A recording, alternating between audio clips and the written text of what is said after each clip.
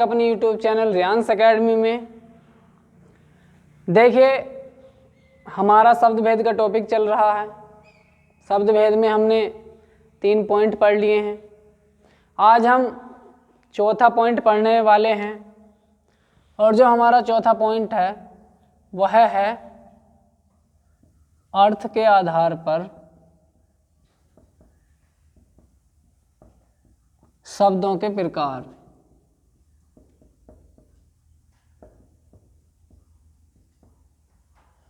प्रकार होते हैं 4। अर्थ के आधार पर भी शब्द के 4 प्रकार होते हैं।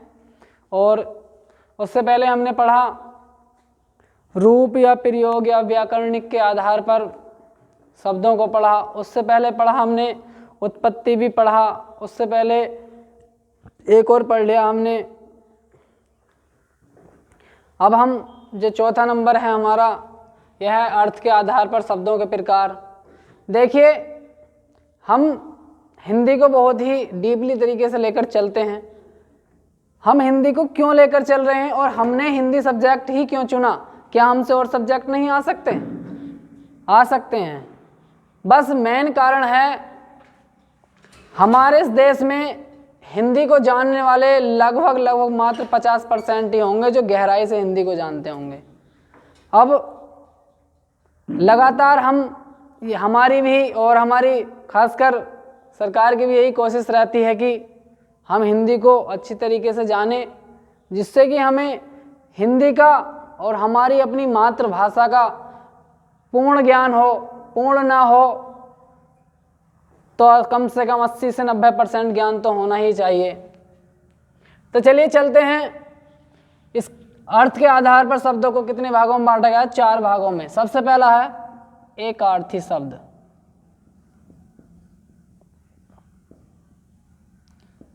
एकार्थी शब्द, अगर एकार्थी की बात करें तो तोड़ेंगे 1 प्लस आर्थी में, यानी कि जिसका एक अर्थ हो, केवल एक अर्थ हो, ऐसे शब्द एकार्थी शब्द कहलाते हैं। परिभाषा लिख लेते हैं। जिन शब्दों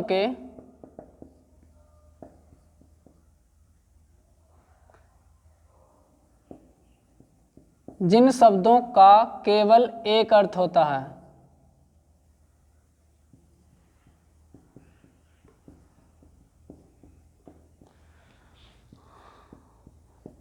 उसे एकार्थी कहते हैं।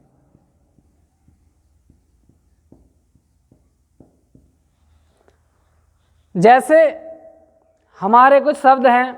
देखिए, एकार्थी जो शब्द होते हैं अधिकतर नाउन वाले शब्द होते हैं सारे, और नाउन में जो हमारी व्यक्तिवाचक संज्ञा होती है उससे सबसे ज़्यादा ये शब्द लिए जाते हैं।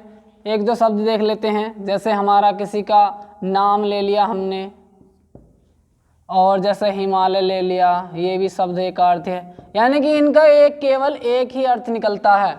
ये नहीं है कि हिमालय के बहुत सारे अर्थ निकल जाएंगे।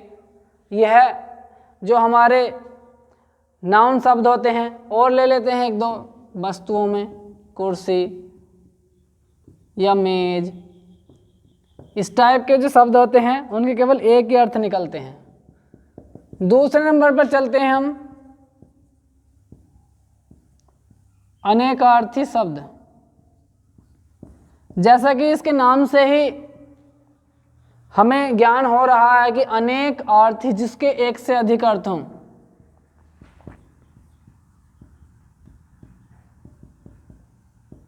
जिन शब्दों के एक से अधिक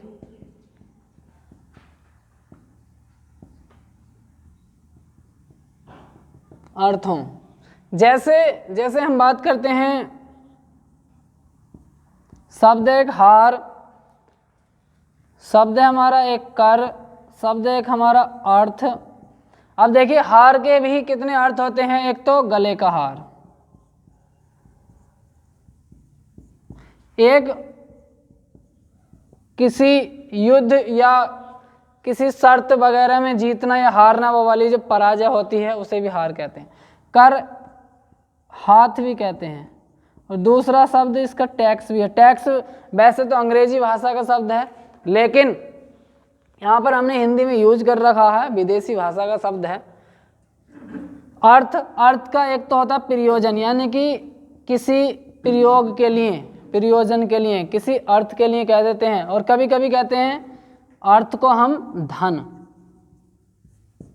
जैसे हम कहते हैं कि हमारी आर्थिक स्थिति ठीक नहीं है, आर्थिक, उस अर्थ शब्द से ही तो आर्थिक बना है।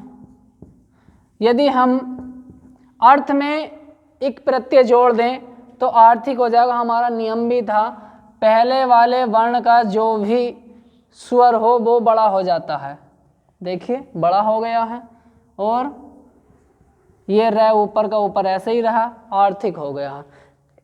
कह देते हैं कभी कभी हमारी आर्थिक स्थिति ठीक नहीं है, या फिर आर्थिक स्थिति मजबूत है, इस टाइप के जो शब्द होते हैं। इसका तीसरा शब्द है हमारा समानार्थी या पर्यायवाची।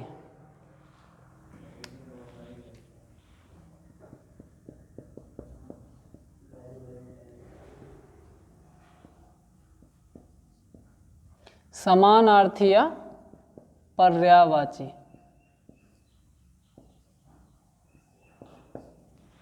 समानार्थी या पर्यायवाची शब्द।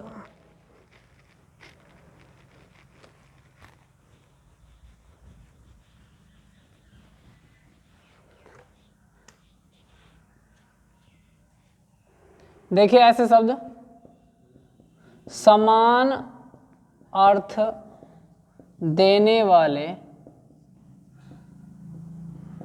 शब्दों को समानार्थी या पर्यायवाची कहा जाता है। पर्यायवाची से हम एकदम समझ जाते हैं। देखिए लिख देते हैं एक दो शब्द, जैसे आकाश के हमारे शब्द हैं नभ, अंबर, आसमान, बहुत सारे हैं। हम यहाँ पर सिर्फ एक शब्दों के प्रकार पढ़ रहे हैं, जिस दिन हम इन्हें डिटेल में पढ़ेंगे सबके लिए अलग अलग टॉपिक होगा। जैसे बात कर लेते हैं नेत्र की, नयन, आँख, चक्षु, बहुत सारे शब्द हैं। हम यहाँ पर केवल बात कर रहे हैं शब्दों की, लेकिन हम सब डिटेल में किसी नेक्स्ट टॉपिक में पढ़ेंगे। समानार्थी, इसके साथ इसके बाद आता विपरीतार्थी या विलोम शब्द।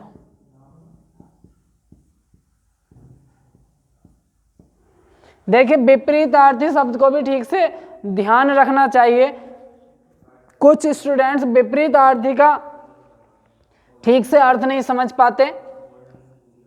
कभी कभी छोटे एग्जाम में विपरीतार्थी या बड़े एग्जाम में भी आता है, जो स्टूडेंट्स नहीं जानते वो विपरीतार्थी को नहीं समझते। इंग्लिश में कहते हैं अपोजिट, यानी कि उल्टा। जो शब्द किसी दूसरे शब्द का विलोम या विरोधाभास या विपरीत अर्थ दे, उसे क्या कहते हैं? विलोम। जैसे अमृत का विष, प्रेम का द्वेष, गुण का दोष, बहुत सारे शब्द हैं। हम जिस दिन डिटेल में पढ़ेंगे तब बात करेंगे। तो देखिए दोस्तों, हमने शब्दों को 4 प्रकार से बांटा था। चारों प्रकार हमने इसके पढ़ लिए हैं। अब हमारा जो नेक्स्ट टॉपिक होगा वो समास हो सकता है, लेकिन उससे पहले हमने बात की थी कि समास में किन किन चैप्टर्स को या क्लासेस को या फिर टॉपिक को क्लियर करना पड़ता है। वह हम एक बार फिर देख लेते हैं अव्ययी भाव समास के लिए अव्यय हमने क्लियर कर लिए हैं। अव्यय क्या होते हैं? ऐसे शब्द जो किसी लिंग, वचन या कारक के आधार पर परिवर्तित न हो, वह क्लियर हो जाते हैं। देखिए अब इसमें भी विशेषण और विशेष्य भी काम करेगा, वो हम वहीं पे बता देंगे हाथों हाथ ही। और हमारे कारक भी कार्य करेंगे, कारक भी बता देंगे, जिनको विभक्ति या परसर्ग भी कहा जाता है। तो हो सकता है कि हमारा नेक्स्ट टॉपिक समास से हो। तो चलिए दोस्तों, मिलते हैं नेक्स्ट वीडियो में नेक्स्ट टॉपिक के साथ। और हमारे चैनल को ज़्यादा से ज़्यादा शेयर करें, लाइक करें और सब्सक्राइब करें।